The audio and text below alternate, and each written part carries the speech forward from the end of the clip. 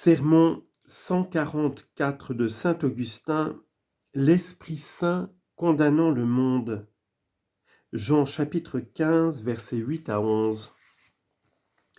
En promettant d'envoyer le Saint-Esprit qu'il a effectivement envoyé, notre Seigneur et Sauveur Jésus-Christ disait, entre beaucoup d'autres choses, il condamnera le monde à cause du péché, à cause de la justice et à cause du jugement.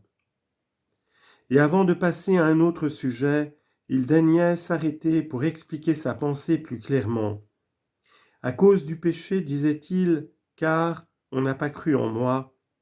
À cause de la justice, car je vais à mon Père. À cause du jugement, car le prince de ce monde est déjà jugé. Ici donc s'élève en nous le désir de comprendre les questions suivantes. Les hommes ne pêchent-ils qu'en ne croyant pas au Christ, et pourquoi le Sauveur semble-t-il dire que le Saint-Esprit ne condamnera le monde que pour ce seul péché ? N'est-il pas manifeste qu'il y a dans le monde beaucoup d'autres péchés que celui-là, et pourquoi ce péché est-il le seul que doivent reprocher le Saint-Esprit ? Serait-ce parce que l'infidélité maintient l'empire de tous les péchés, tandis que la foi les efface tous ? Et Dieu, pour ce motif, imputerait-il principalement, uniquement même, le péché qui empêche la rémission de tous les autres ? En effet, c'est l'orgueil qui détourne l'homme de croire à un Dieu humilié, et il est écrit « Dieu résiste aux superbes, tandis qu'il donne sa grâce aux humbles » Jacques 4, 6. Cette grâce est sans doute un don de Dieu. Or le don suprême est l'Esprit Saint, aussi est-il une grâce. Il est une grâce, c'est-à-dire gratuitement donnée, parce que tous les hommes avaient péché et avaient besoin de la gloire de Dieu. Romains 3, 23. Le péché étant entré dans le monde par un seul homme, et par le péché la mort, dans la personne de celui en qui tous ont péché. Romains 5, 12. La grâce est ainsi donnée gratuitement. Elle n'est pas une récompense accordée après l'examen des mérites, elle est une faveur octroyée après le pardon des fautes. Ainsi donc, c'est à cause du péché que sont condamnés les infidèles, c'est-à-dire les esclaves du monde, désignés par ce terme de monde. Et quand il est dit que l'Esprit Saint condamnera le monde à cause du péché, il n'est question que du péché commis par eux en ne croyant pas au Christ. Supprimer en effet ce péché d'infidélité, il n'en restera plus aucun, puisque le juste en vivant de la foi obtient la rémission de toutes ses iniquités. Mais il y a une différence importante entre croire le Christ et croire au Christ. Les démons, effectivement, croient le Christ et ne croient pas au Christ. Croire au Christ, c'est en même temps espérer en lui et l'aimer. Car avoir la foi sans l'espérance et sans la charité, c'est croire le Christ et non pas croire en lui. Or, en croyant au Christ, on le reçoit, on s'unit à lui d'une certaine façon et l'on devient membre de son corps, ce qui ne peut se faire si à la foi ne s'ajoutent l'espérance et la charité.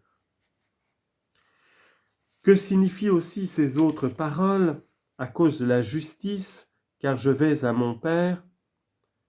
Et d'abord, puisque le monde est condamné à cause du péché, pourquoi l'est-il encore à cause de la justice ? Qu'y a-t-il dans la justice qui mérite condamnation ? Faut-il entendre que si le monde est condamné, c'est à cause de son péché propre, mais à cause de la justice du Christ ?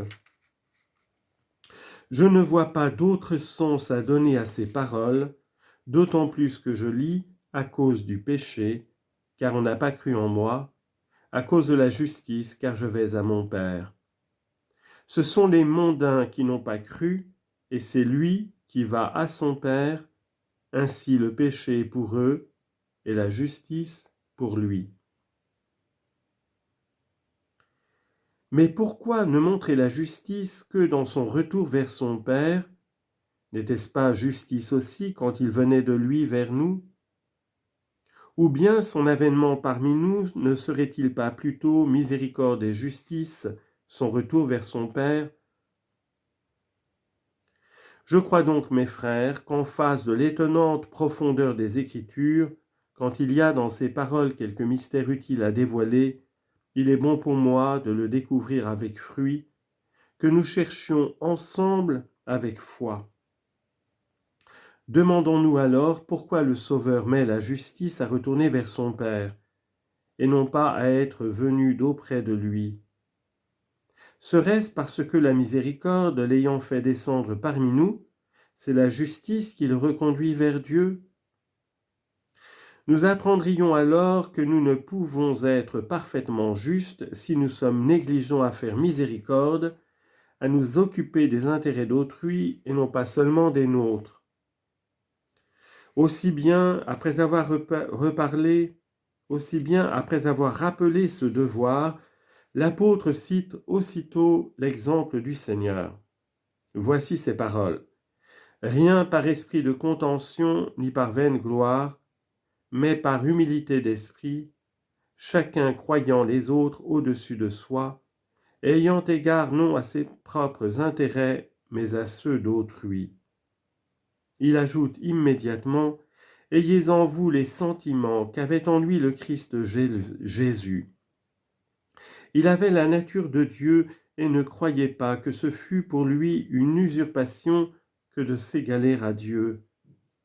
Cependant, il s'est anéanti lui-même en prenant la nature de serviteur, ayant été fait semblable aux hommes et reconnu pour homme par les dehors, il s'est humilié, étant devenu obéissant jusqu'à la mort et la mort de la croix. Telle est la miséricorde qu'il a amenée du ciel. Où est maintenant la justice qui le reconduit vers son Père? Continuons à lire. C'est pourquoi Dieu l'a exalté et lui a donné un nom qui est au-dessus de tout nom, afin qu'au nom de Jésus, tout genou fléchisse, dans le ciel, sur la terre et dans les enfers, et que toute langue confesse que le Seigneur Jésus-Christ est dans la gloire de Dieu le Père. Philippiens, chapitre 2, versets 3 à 11. Telle est la justice qui le reconduit vers son Père.